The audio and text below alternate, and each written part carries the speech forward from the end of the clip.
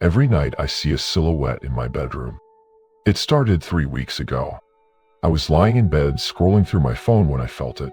A presence, like someone was watching me. I froze, my heart pounding, and slowly looked up. There in the corner of my room was a silhouette. It was tall and thin, with long spindly limbs and a head that seemed too small for its body. It was just standing there motionless, staring at me, motionless staring at me. I blinked thinking it was just a trick of the light, but when I opened my eyes it was still there. I sat up, my breath catching in my throat, and reached for the lamp on my nightstand. The moment the light came on, the silhouette was gone. The corner of the room was empty, just as it should be. I told myself it was just my imagination, that I had been half asleep, and my mind was playing tricks on me, but the next night it happened again. This time I was already in bed trying to fall asleep. When I felt that same presence, I opened my eyes, and there it was in the same corner, standing in the same position. My heart raced, and I reached for the lamp again. As soon as the light came on, the silhouette disappeared. I started to get nervous. I'd never believed in ghosts or anything like that, but this was different. It wasn't just a shadow or a trick of the light, it was real.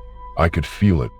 The third night I decided to test it. I left the lamp on, hoping that if the room was already lit, the silhouette wouldn't appear, but it did this time. It was standing at the foot of my bed, closer than before. I could see it more clearly now. Its long, thin arms hanging at its sides, its small, featureless head tilted slightly to one side. It didn't move, didn't make a sound, it just stood there watching me. Didn't make a sound, it just stood there watching me. I screamed and scrambled out of bed, running to the light switch by the door. I flipped it on, and the silhouette was gone, but I could still feel its presence, like it was lingering in the room, just out of sight. I didn't sleep that night. I sat on the couch in the living room, wrapped in a blanket, staring at the door to my bedroom. I kept expecting the silhouette to appear in the doorway to come for me, but it didn't. It stayed in the bedroom waiting. The next morning I called my best friend Sarah and told her what was happening. She listened patiently, but I could tell she didn't believe me. "Are you sure you're not just stressed?" she asked. "Maybe it's sleep paralysis or something." "It's not sleep paralysis," I said, my voice trembling. "I'm wide awake when it happens, and it's not just a shadow, it's something else." Sarah sighed. "Okay, look, I'll come over tonight and stay with you. Maybe if there's someone else in the room, it won't show up." I agreed, grateful for the company that night. Sarah came over, and we stayed up late watching movies in the living room. When it was time to go to bed, I felt a little more at ease, knowing I wasn't alone. We got into bed and I left the lamp on just in case Sarah fell asleep almost immediately. But I stayed awake, staring at the corner of the room where the silhouette usually appeared. At hours passed, and nothing happened. I started to relax, thinking maybe Sarah's presence had scared it off. But then, just as I was about to fall asleep, I felt it again. That presence, that feeling of being watched. I opened my eyes, and there it was standing in the corner. My heart raced, and I reached over to shake Sarah awake. "Sarah," I whispered, my voice shaking. "Wake up, it's here." She groaned and rolled over, blinking sleepily. "What's here?" "The silhouette," I said, pointing to the corner. "Look." Sarah sat up and followed my gaze for a moment. She just stared at the corner, her brow furrowed. Then she turned to me and said, "I don't see anything." I felt a cold wave of dread wash over me. "What do you mean it's right there?" Sarah shook her head. "There's nothing there? Emily, are you sure you're not just—" She stopped mid-sentence, her eyes widening.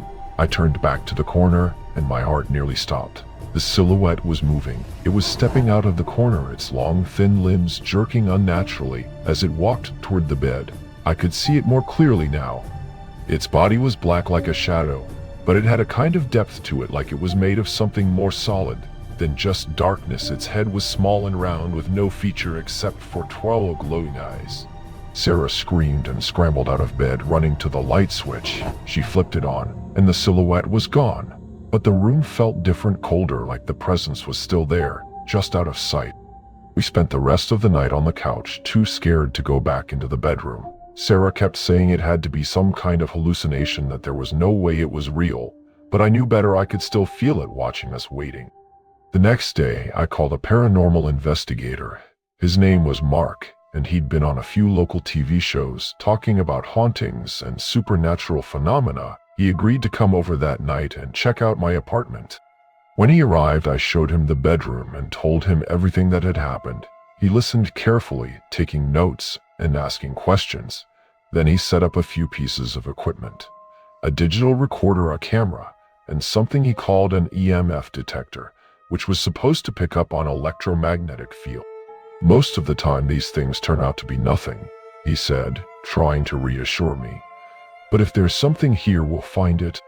We stayed up late, sitting in the living room while the equipment ran in the bedroom. Mark told me stories about other cases he'd worked on, trying to keep my mind off the silhouette. But I couldn't relax. I kept glancing at the bedroom door, half expecting the silhouette to appear. Around midnight, Mark's equipment started going off. The EMF detector was beeping erratically, and the digital recorder was picking up strange noises: whispers, footsteps, something that sounded like a low, guttural growl. Mark's eyes widened, and he grabbed the camera, rushing into the bedroom. I followed him, my heart pounding. The room was freezing, and the air felt heavy, like it was pressing down on us. Mark scanned the room with the camera, and then he froze, staring at the corner where the silhouette usually appeared. "Do you see that?" he whispered, pointing to the corner. I looked, and my blood ran cold. The silhouette was there, but it was different this time. It was larger, more defined, and its hollow eyes were glowing brighter than before. It was standing perfectly still, but I could feel its presence, like it was reaching out to us, trying to pull us in, trying to pull us in. Mark started asking questions, his voice trembling. "Who are you? What do you want?" The silhouette didn't respond. It just stood there, watching us.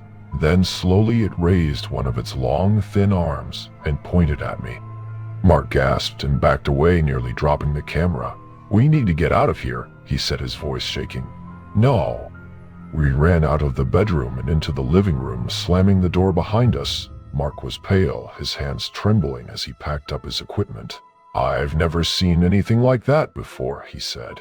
It's not a ghost. It's something else." "What do you mean?" I asked, my voice barely above a whisper. Mark shook his head. "I don't know, but it's dangerous. You need to get out of this apartment now." I didn't need to be told twice. I packed a bag and went to stay with Sarah that night. But even though I was out of the apartment, I could still feel the silhouette's presence, like it was following me, waiting for me to come back. The next day I called my landlord and told him I was breaking my lease. I didn't give him a reason. I just said I needed to leave. He wasn't happy, but he agreed to let me out of the contract. I moved into a new apartment across town, hoping that would be the end of it. But it wasn't. The first night in my new place, I woke up to that same feeling of being watched. I opened my eyes, and there it was, the silhouette standing in the corner of my new bedroom. I screamed and turned on the light, but it was already gone. But I could still feel it, like it was in the room with me, just out of sight. It's been a week now, and the silhouette hasn't left. It's in every room, in every corner, watching me, waiting. I don't know what it wants, but I know it's not going to stop. I don't know how much longer I can take this. Every night, it gets closer, more real, and every night, I feel like I'm losing a little more of myself. I don't know what's going to happen to me, but I know one thing for sure. It's not going to stop until it has me.